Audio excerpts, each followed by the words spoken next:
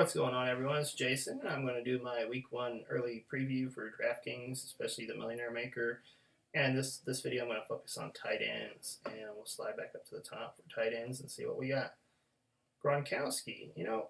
I think a lot of people they talk about Brady and they talk about this game being a shootout. How many people are really going to play Gronkowski there at 6,900?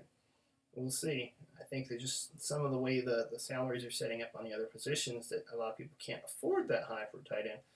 But if that's the situation and then we kind of see his ownership kind of falling off, I definitely want some Gronkowski.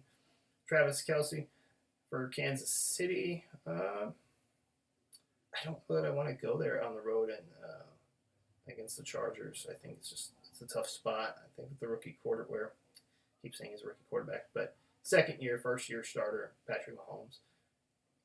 And I just don't know that I want to go there. We know how good he is, but I just don't think this is the spot. Greg Olsen against Dallas. I don't think this is really that great of a spot either. Delaney Walker against Miami. No, not really. Although, what might be interesting is these receivers all seem banged up for Tennessee. So if he ends up getting a good portion of the workload, we've seen what he can do with that. 4,900 may not be a bad price. Evan Ingram against Jacksonville.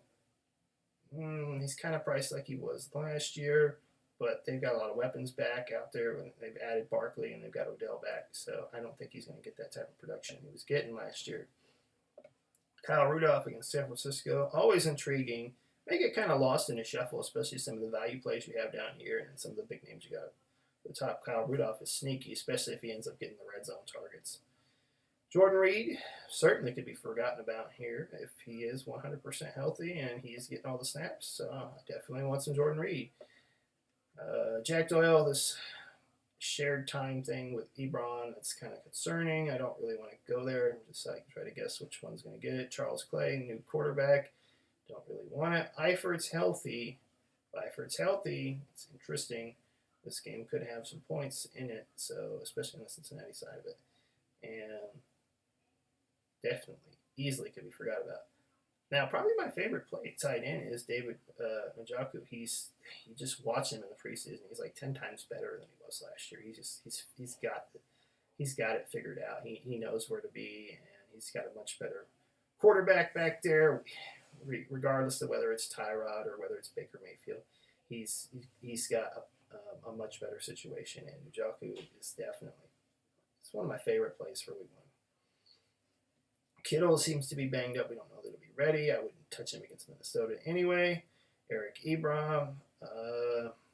Again, that shared situation with Jack Doyle. I just don't like it when I have to guess which tight end is going to get the ball. ASJ, Jacksonville Giants are bad against tight ends. It's a spot to look at. My only concern is Bortles has a lot of receivers to get the ball to as well. And we saw a similar situation with ASJ with the Jets last year where, I think Curse and Robbie Anderson were getting the ball just more frequently than he was. But the Giants do have that weakness against tight ends, and somebody definitely to have exposure to. Vance McDonald. Again, Cleveland, bad against tight ends. This is a spot where we think that Vance McDonald's trending upward as far as the passing game for the Steelers. And it's definitely a spot to look at.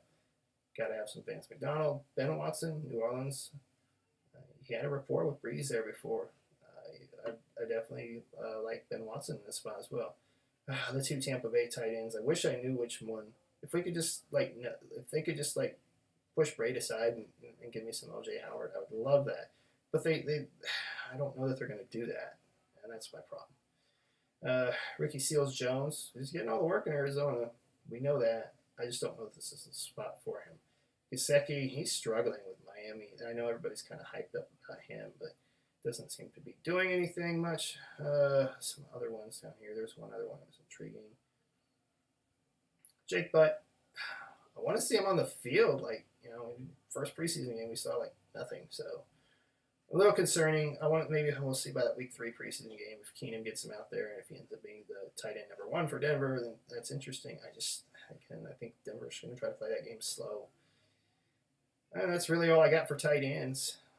Favorite play, Njoku, 3,400.